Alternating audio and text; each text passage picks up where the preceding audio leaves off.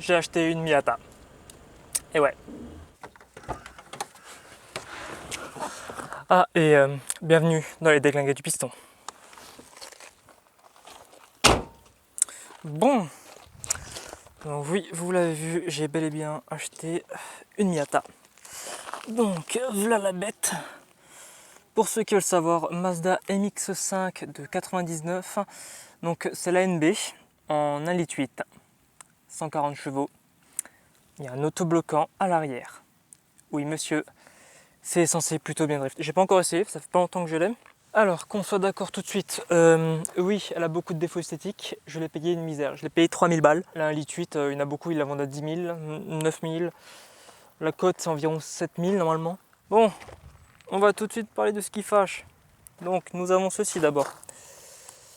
Les phares ternis. Donc, ça va être toutes les modifications vont être une vidéo. Je vais faire une vidéo pour chaque modif. Donc là on a les phares qui sont complètement ternis, donc à retaper. J'ai le matos, l'ancien propriétaire m'a donné ce qu'il fallait, j'ai tout ce qu'il faut. On peut voir qu'à des endroits il y a le vernis qui est un peu qui est baisé en fait, il est baisé. Le support de plaque c'est de la merde, d'ailleurs il m'a niqué le pare-choc un peu. Là on a quelques petites éraflures avec une bosse, donc il va falloir que je redresse. Pareil des éraflures, toutes les micro rayures qu'on peut voir, je pense que ça se rattrape avec un coup de polish. Pour le vernis à l'avant, non. Sinon, les jantes, donc ça c'est immonde. Les jantes, j'ai l'impression qu'elles sont même pas peintes, que c'est juste sablé. Genre, vous savez, c'est un peu rugueux. Les freins, ils sont full rouillés quoi. Elle avait pas roulé pendant 4 ans l'auto. Sinon, c'est nickel. Il y a quelques petits trucs, genre là la baguette, il manque le cache, la baguette là-bas qui est pétée. Mais bon, c'est des petits détails, des trucs comme ça. Un peu tout ce qui est métallique à l'intérieur, c'est devenu dans cet état que. Même ça, frérot, c'est. Je sais pas pourquoi, il y a des espèces de trucs blanchâtres qui t'en laissent sur les doigts. La même chose qu'il y a sur le cache-culbuteur en fait. Là aussi une petite tache de vernis. Mais sinon, elle est. Damn! Ça c'est beau ça, ça on aime.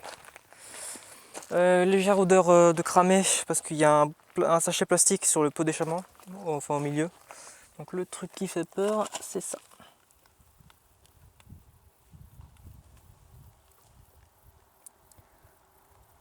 Bon, ça croustille seulement un tout petit peu et pas très loin. Donc je vais voir pour décaper ça et mettre juste de l'anti-rouille. Il y a peut-être moyen que j'ai pas besoin de faire des patchs. Ça m'arrangerait bien d'ailleurs parce que j'ai pas ce qu'il faut. Ensuite niveau défaut, bah, ça peut retourner à quelques rayures évidemment.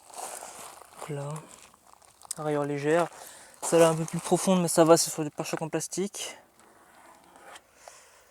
Sinon niveau moteur, elle est nickel, elle roulait très bien jusqu'à aujourd'hui. Avant j'ai roulé à bas régime, elle me fait des ratés.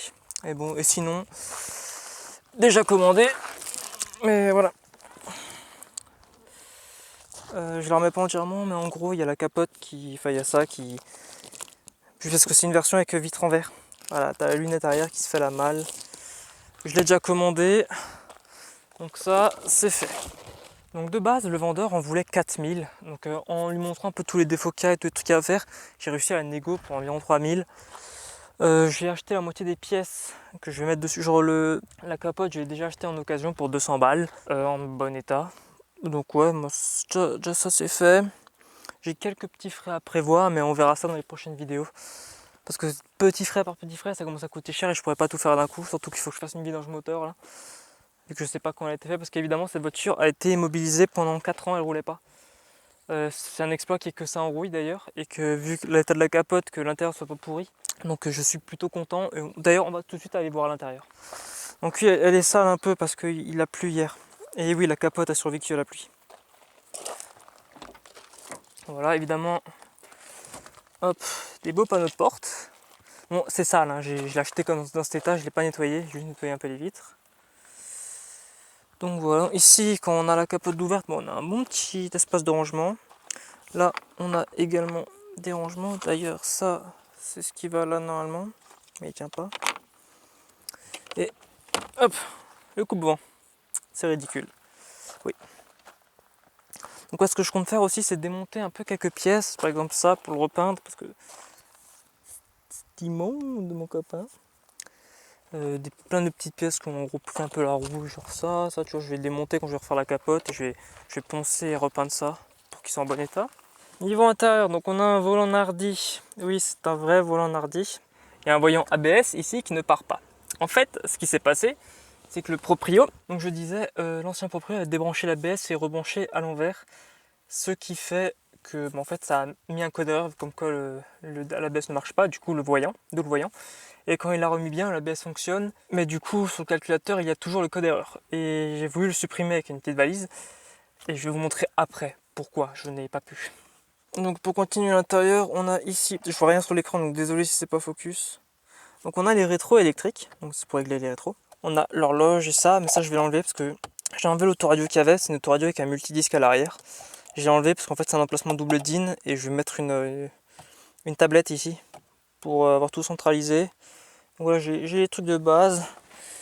Quick shift d'origine. Et protection anti-marche arrière. Donc c'est à dire que tu mets la 5e et tu peux pas mettre la marche arrière. Il faut que tu reviennes au centre pour mettre la marche arrière. Tu vois, c'est plutôt pratique quand tu es habitué à une boîte 6, ce qui n'est pas mon cas.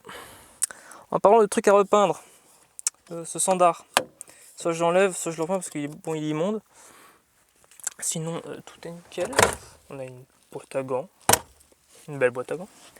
Les sièges, ils sont plutôt, enfin, faut les laver quoi, mais sinon ils sont nickel. Hein. J'ai tout qui marche. J'ai un léger point de rouille juste ici. Mais bon, tout ce qui est en métal dans ce genre de voiture, de toute façon, c'est une japonaise. Donc la rouille, oui, elle y est appliquée. Tac, trappe à essence, coffre, évidemment la charnière toujours pétée. Hop, là on ouvre le capot. Et ici, on a la boîte à fusibles. Donc vous allez voir, normalement, donc là tu as la boîte à fusibles. Et normalement, ici, là, il y a une OBD. Ouais, j'ai le seul modèle de Miata qui n'a pas d'OBD2. C'est plutôt embêtant. Pour ce qui s'agit du coffre, on a un petit coffre d'une centaine de litres. Là, on a ce qu'il faut pour refaire les feux. Un petit trou de rangement qu'il faut que je nettoie d'ailleurs. En dessous, on a roue de secours. J'ai pas de cric, j'ai pas de code déboulonner une roue donc ça sert à rien. La batterie à l'arrière sous cette planche, batterie qui est un peu naze aussi, faut les changer, comme les pneus, faut tout changer. Et voilà l'autoradio qu'il y avait d'origine, donc un multidisque Sony. Donc j'ai viré, j'ai enlevé tous les câbles, tout le câblage qui partait de l'autre côté, j'ai tout viré, j'ai tout guisillé. Donc voilà, c'est beau. A savoir également, les japonais sont extrêmement bien conçus, j'étais choqué en passant de ma 205 à ça, que j'ai toujours la 205, hein. Ne vous méprenez pas, le projet 205 il reste présent. Mais j'ai juste pris un nouveau délit. Ouais, au niveau du rangement des câbles, je sais pas si vous allez voir, vous allez sûrement rien voir, mais c'est arrangé tellement bien que c'est un bonheur. C'est juste un bonheur d'aller regarder là-dessous. Bon, j'ai sûrement oublié quelques détails sur l'auto, des petits défauts, tout ça, mais bon. Hop, allons voir le capot moteur. Bon, c'est pas comme la 205 où le capot il tient tout seul. D'ailleurs, c'est chaud.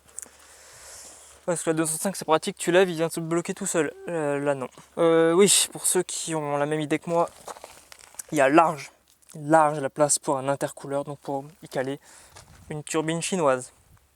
Parce que c'est aberrant d'ailleurs toute la place que tu as dans cette voiture, dans ce bel moteur. Sachant que le moteur c'est un 1,8 donc il est assez gros.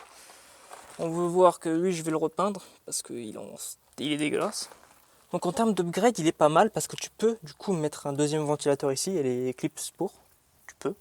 Ça j'ai pas compris pourquoi le bocal de lave-glace est si gros. Là-bas c'est le vase d'expansion. Ça c'est le lave-glace. Avec une protection en amiante parce qu'il est juste au-dessus du collecteur d'échappement.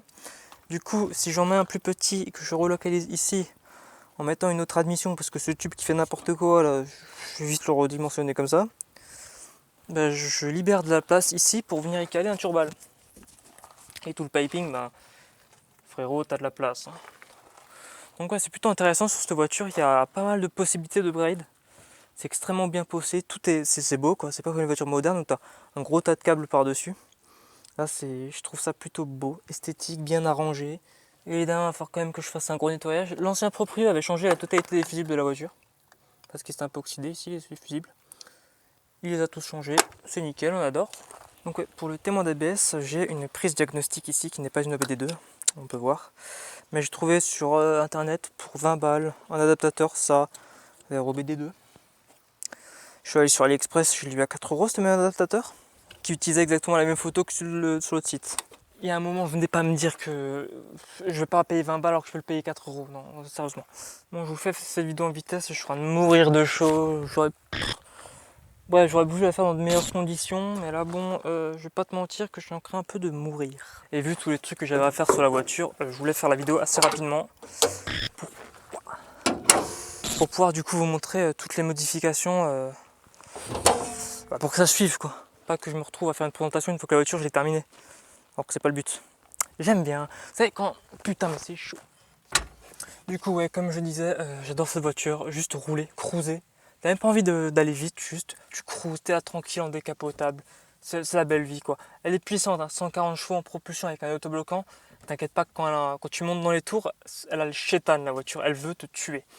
C'est un kart, c'est plaqué par terre, c'est un délire. On va faire un petit tour, je vous mettrai la GoPro au niveau du pot.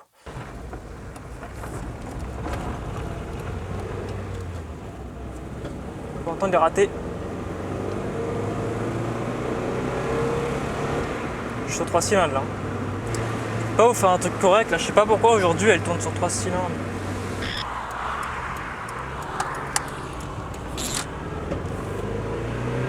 Elle a fait un paix là, elle a fait un paix au niveau du collecteur.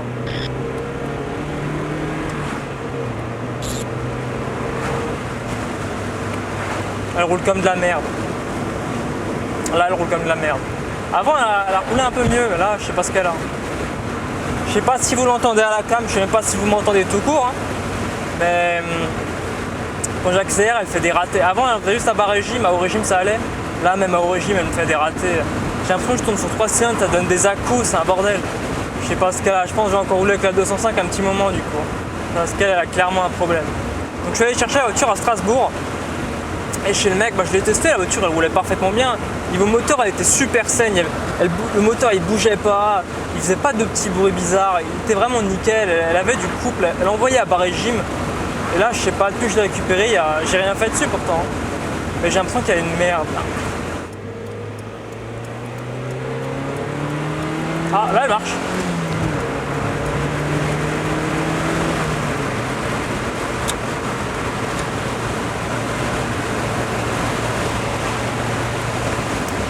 J'ai l'impression qu'il y a le cylindre, il se débloque à un moment.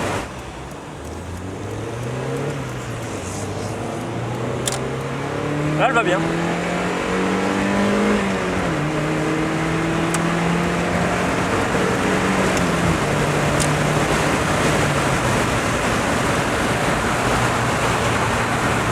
Là, elle va nickel là. De 0 à 100 est annoncé en 8 secondes. En 8 secondes et quelques, quand j'ai plus les stats exacts, mais c'est environ ça. Alors,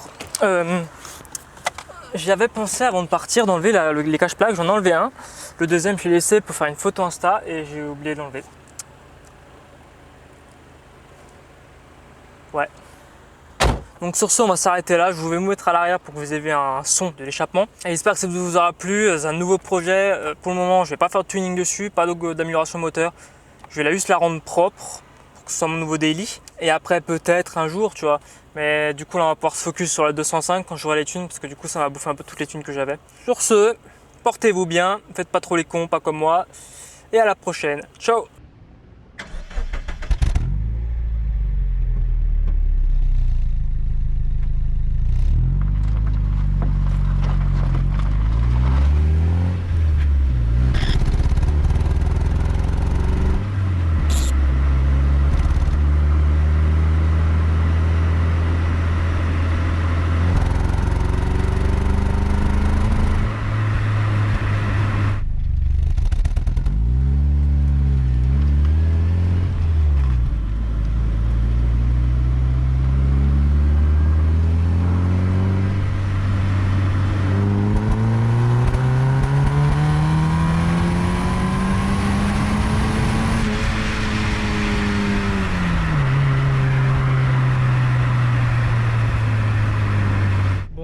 redémarrer, elle m'a refait des ratés, vous avez sûrement dû entendre ça.